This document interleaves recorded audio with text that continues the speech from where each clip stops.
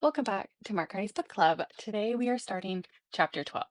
It builds upon chapter 11, which was all about climate change and the situation we're in and what countries have tried to do so far to fix it. Chapter 12 is called Breaking the Tragedy of the Horizon. Now, if you're not sure what the tragedy of the horizon is, go back and watch chapter 11 and it will explain that to you. But we're going to just jump right in here. He starts chapter 12 by pointing out that efforts to address climate change have been a struggle between urgency and complacency. The urgency of carbon budgets that could be consumed within a decade, the complacency of adding to the committed carbon in our cars, homes, machines, and power plants, when those already in place will, over their useful lives, exhaust those carbon budgets. The urgency of the looming sixth mass extinction, the complacency of not valuing the loss of individual species and the destruction of entire habitats, the urgency to reorient the financial system to finance the tens of trillions of dollars of investment needed over the next 3 decades for the transition to a sustainable economy. The complacency of many in finance not knowing their own carbon budgets, not having net zero transition paths, not understanding their impact on an existential crisis. He says that complacency can be replaced by commitment and urgency can be turned into opportunity. He claims that solving the climate crisis requires three technologies. The first is engineering, the second is political, and the third is financial. And all are within our grasp. So, the first technology required to solve climate change is engineering technology. The core of this technology is to electrify everything and simultaneously develop green energy. We need to move away from fossil fuels to renewables, decarbonize our transport, and reduce emissions from industrial processes. We'll also need novel approaches to manage those hard to abate sectors, such as air travel or agriculture. The first priority to build a zero carbon economy is to green the generation of electricity. In a net zero carbon economy, electricity's share of the total final energy demand could rise from today's 20% to over 60% by 2060. That means total global electricity generation must increase almost fivefold by mid century, while ensuring it is generated by renewables. Greening energy sources is within reach. The technologies such as solar, wind, and hydro power already exist, and they are increasingly cost effective. He references current subsidies in the US, which push renewables to highly competitive levels. And I mean, I personally would be willing to bet that those have been trashed by now, but maybe they haven't found them yet. I don't know. Some estimate it will be possible to meet almost 90% of power demand with a mix of wind and solar by 2035. And this will require two things. First, progress on storage and loading challenges for optimization of the power grids given intermittency issues with renewable power.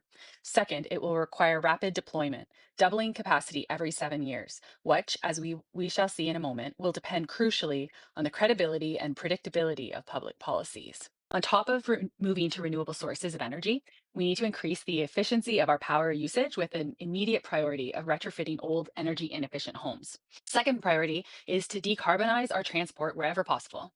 Electrifying what we can of surface transport and using sustainable fuels such as hydrogen for the remainder. Batteries and electricity are not the optimal solution for heavy goods road transport such as trucks.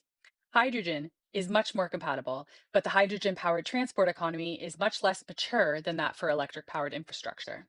Building fueling stations, funding pilots for heavy goods trucking, fleets running on hydrogen, announcing blended fuel mandates for the future, and calibrating vehicle and fuel taxation rules to incentivize the take up of hydrogen would be effective policy interventions.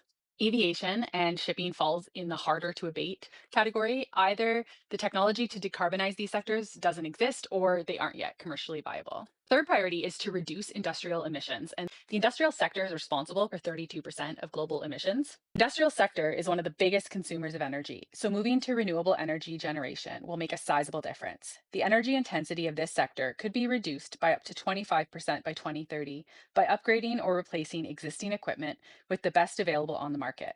In reality, however, a lot of the technology does not yet exist. There are four generally accepted ways to reduce emissions from industrial processes, and those are increasing the use of hydrogen, electrifying some processes, increasing the use of biomass, and utilizing carbon capture technology. It is technically possible to decarbonize all of the harder to abate sectors by mid century at a total cost of less than 0.5% of global GDP. But there is still an open debate on how best to achieve this. For example, there is no current consensus about the necessary scale of carbon capture. Several scenarios for achieving the Paris climate objectives assume that by 2100, carbon capture and sequestration could account for 18 GT per annum of emission reductions. There are concerns that carbon capture will be used as a means to justify continued fossil fuel use. The Energy Transition Commission assumes a more modest scale of carbon capture at around 5 to 8 GT per year, reserved for the genuinely hard to abate sectors.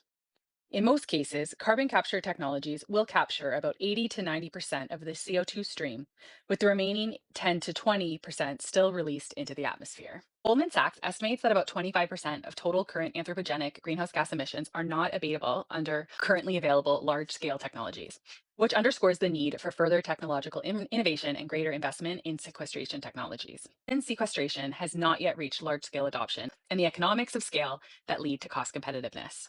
There are assets that will be stranded and embedded capital that must be scrapped. There are sectors that could become obsolete without further technological breakthroughs. Recall from the last chapter how rapid the technology adoption curves must be in order to achieve net zero in a timely fashion.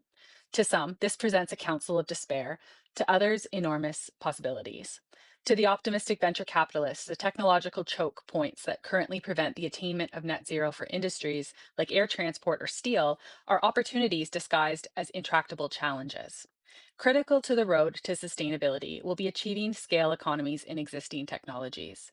Some are currently expensive, but their prices should fall substantially with higher volumes of production and adoption. This has been the case in solar panel production, which has followed its version of Moore's law for semiconductors, Swanson's law, which observes that the price of photovoltaic modules tend to drop 20% for every doubling of cumulative volume shipped. The more credible the path, the more investments will be made in anticipation, and the more the virtuous cycle of larger scale and greater efficiency can be put in place. So we're going to stop part 1, chapter 12 there.